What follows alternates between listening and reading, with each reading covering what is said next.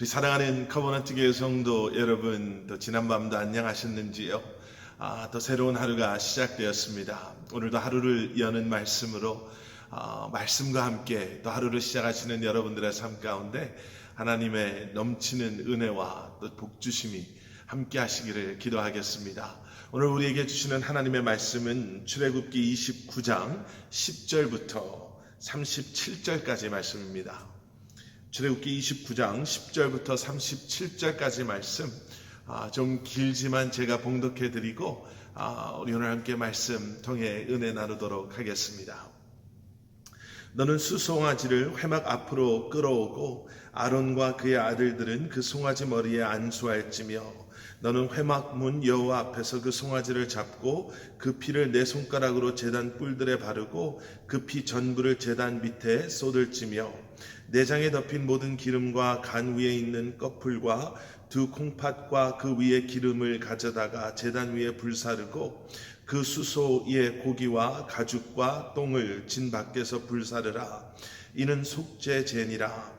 너는 또 숫양 한 마리를 끌어오고 아론과 그의 아들들은 그 숫양의 머리 위에 안수할지며 너는 그 숫양을 잡고 그 피를 가져다가 제단 위에 주위에 뿌리고 그 숫양의 각을 뜨고 그 장부와 다리는 씻어 각을 뜬 고기와 그 머리와 함께 두고 그 숫양 전부를 제단 위에 불사르라. 이는 여호와께 드리는 번제요 이는 향기로운 냄새니 여호와께 드리는 화제니라.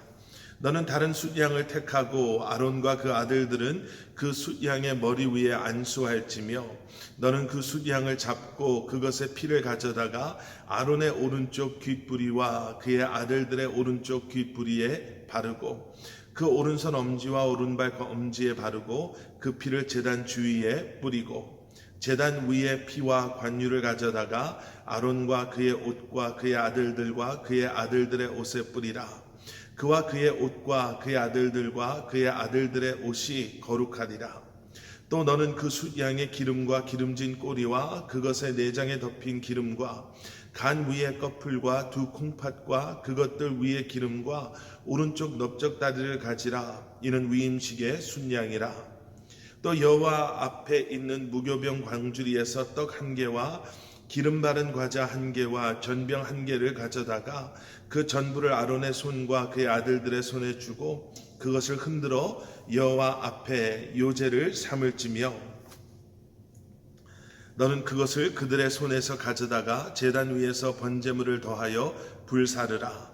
이는 여호와 앞에 향기로운 냄새니 곧 여호와께 드리는 화제니라. 너는 아론의 위임식 숫양의 가슴을 가져다가 여호와 앞에 흔들어 요제를 삼으라. 이것이 내 분깃이니라. 너는 그 흔든 요제물 곧 아론과 그의 아들들의 위임식 숫양의 가슴과 넓적다리를 거룩하게 하라. 이는 이스라엘 자손이 아론과 그의 자손에게 돌릴 영원한 분깃이요 거제물이니 곧 이스라엘 자손이 화목제의 제물 중에서 취한 거제물로서 여호와께 드리는 거제물이니라. 아론의 성의는 후에 아론의 아들들에게 돌릴지니 그들이 그것을 입고 기름 부음으로 위임을 받을 것이며 그를 이어 제사장이 되는 아들이 회막에 들어가서 성소에서 섬길 때에는 이레 동안 그것을 입을지니라. 너는 위임식 수량을 가져다가 거룩한 곳에서 그 고기를 삶고 아론과 그의 아들들은 회막 문에서 그 숫양의 고기와 강주리에 있는 떡을 먹을지라. 그들은 속죄물 곧 그들을 위임하여 그들을 거룩하게 하는 데 쓰는 것을 먹되 타인은 먹지 못할지니 그것이 거룩하기 때문이라. 위임식 고기나 떡이 아침까지 남아있으면 그것을 불에 사를지니 이는 거룩한 즉 먹지 못할지니라. 너는 내가 내게 한 모든 명령대로 아론과 그의 아들들에게 그같이 하여 이레 동안 위임식을 행하되 매일 수송아지 하나로 속죄하기 위하여 속죄제를 드리며 또 제단을 위하여 속죄하여 깨끗하게 하고 그것에 기름을 부어 거룩하게 하라. 너는 이레 동안 제단을 위하여 속죄하여 거룩하게 하라. 그리하면 지극히 거룩한 제단이 되리니 제단에 접촉하는 모든 것이 거룩하리라. 아멘. 아멘. 참 긴 말씀입니다. 그리고 참 복잡한 내용이 담겨져 있는 그러한 말씀입니다. 말씀이 좀 길고 복잡하고 우리에게 익숙하지 않지만 오늘 말씀을 그래서 좀 더 컨덴스하다고 해야 되나요? 좀 줄여서 압축해서 좀 중요한 것 몇 가지만 포인트하고 또 그 말씀을 좀 묵상하고 삶에 적용하시며 또 기도하시며 또 주님 앞에 나아가시는 여러분들 되기를 간절히 소원하고 또 기도합니다. 얼마 전에 한국에서요, 가장 정치적으로 핫한 이슈가 무엇인가 라고 질문을 하면 아마 30대 당 그 대표가 선출된 것, 그 이준석이라는 그러한 젊은, 한 번도 국회의원으로서의 경험이 없는 그러한 젊은이가 국민의힘이라는 그 당의 당 대표로 선출된 것, 그리고 그 안에서 보게 된 새로운 바람, 젊은이들의 그러한 정치 참여도 뭐 이런 것이 아니었나 생각되어집니다. 당대표를 뽑는 그 투표가 있을 때까지요, 얼마나 많은 토론들이 있었고 또 얼마나 많은 사람들의 여러 가지 의견들이 뭐 TV를 통해서 또 SNS를 통해서 인터넷을 통해서 오고 갔는지 모릅니다. 근데 그 중에 가장 핫했던 이슈 중에 하나가요, 과연 이렇게 젊은, 그리고 또 국회의원으로서의 경험이 없는 이런 사람이 당대표를 할 수 있는 자격이 되는가 안 되는가 라는 그런 것이 아니었나 생각되어집니다. 뭐 이것이 좋고 나쁘고 뭐 이런 의미가 아니고요, 그저 말씀을 한번 좀 이해해 보기 위한 예로 생각해 보시면 좋을 것 같습니다. 당대표가 되기 위해서는 어느 정도의 자격이 필요하겠죠. 그와 마찬가지로 다른 어떠한 일에도 자격이라는 것이 참 중요합니다.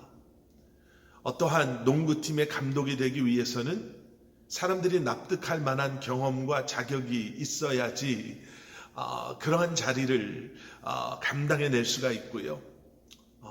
또 우리가 흔히 우리 일상에서 보게 되는 그러한 삶 가운데서도 어떠한 일을 함에 있어서 과연 우리는 충분한 경험과 지식과 그러한 자격을 갖추었나 라고 우리는 물어보게 됩니다.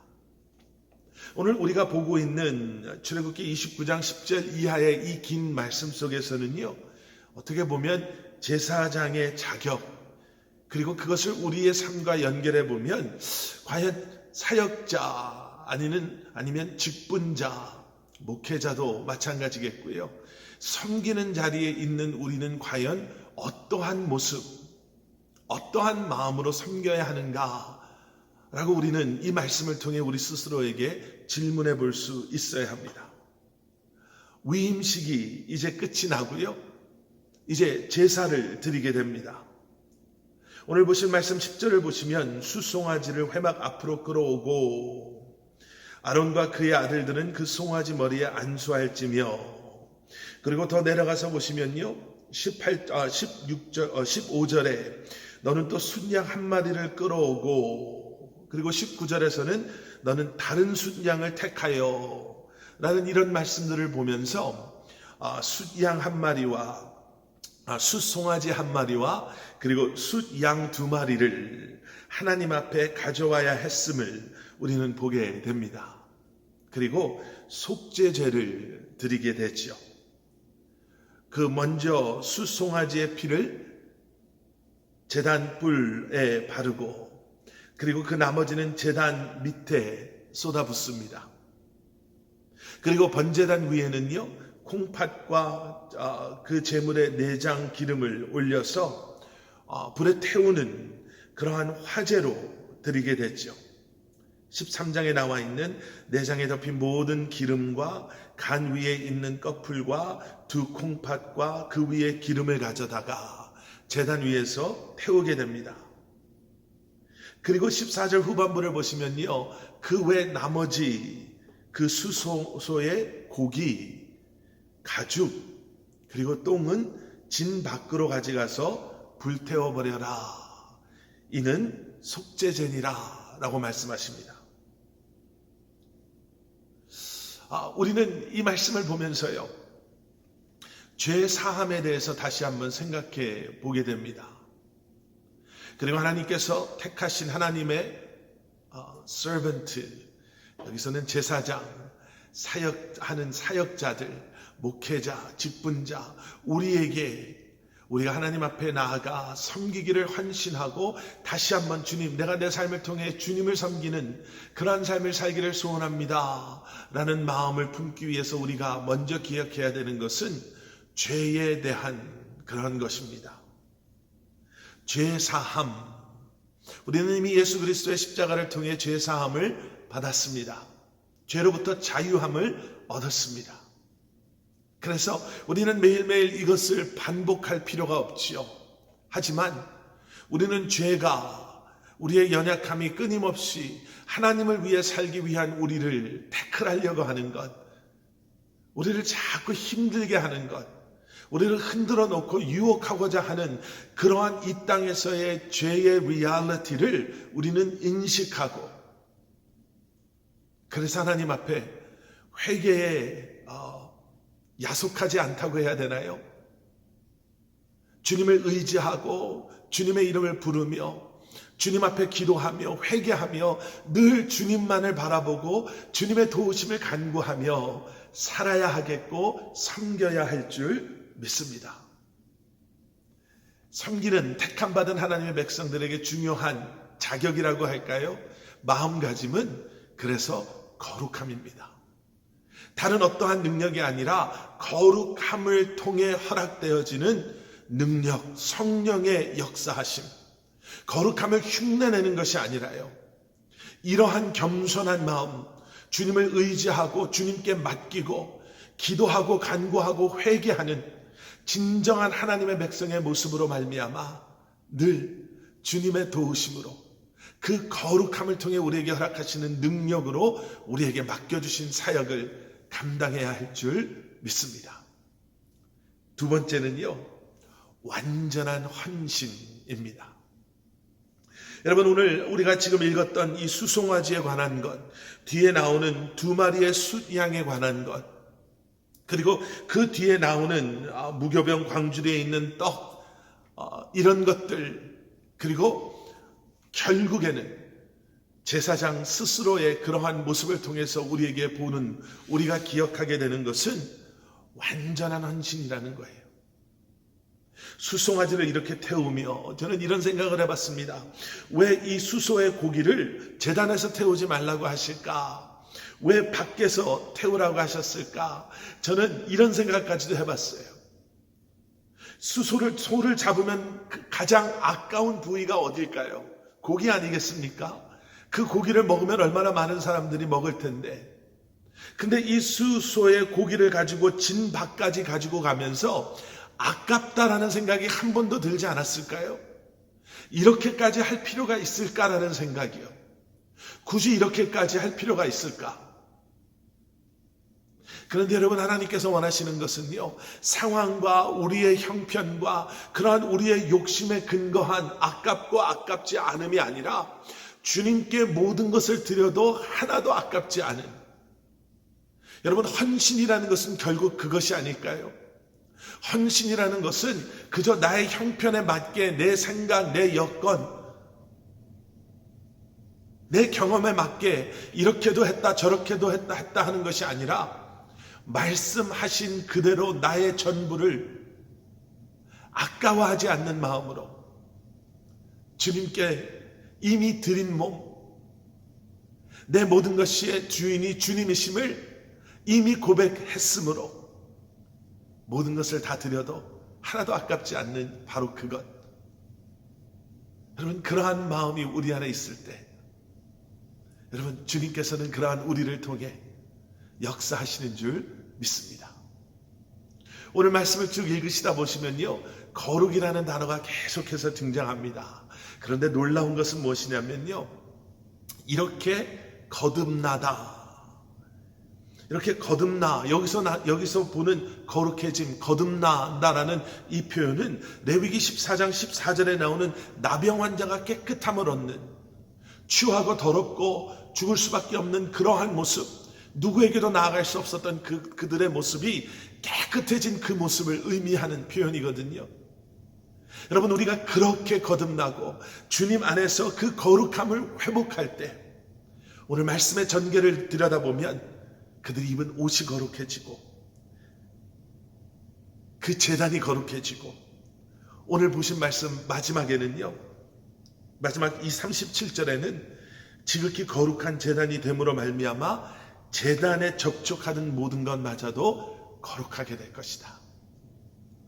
여러분, 그 거룩함이 저와 여러분 안에 회복되어짐으로 말미암아 그러한 우리의 섬김을 통해, 그러한 우리의 삶을 통해, 헌신을 통해 여러분, 여러분들의 가정이, 여러분들의 기업이, 이 공동체가 우리의 삶을 통해 우리 주변이 그 거룩함을 회복하게 되는 역사들이 일어날 수 있기를 간절히 소원하고 기도합니다.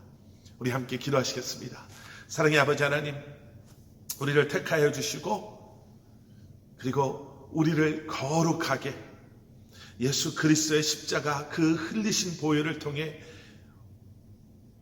우리를 거룩한 존재로 새롭게 하신 주님, 이제는 아버지 하나님, 주님 안에 거하는, 그리고 주님만을 바라보며 주님과 동행하는 삶을 통해 우리가 밟는 땅이 거룩해지는 역사들, 우리가 행하는 모든 일들을 통해 주님의 거룩하심이 이 땅에 선포되어지고 확장되어지는 놀라운 역사들이 일어나게 하여 주시옵소서. 감사드리오며 예수 그리스도 이름 받들어 간절히 기도드렸사옵나이다. 아멘.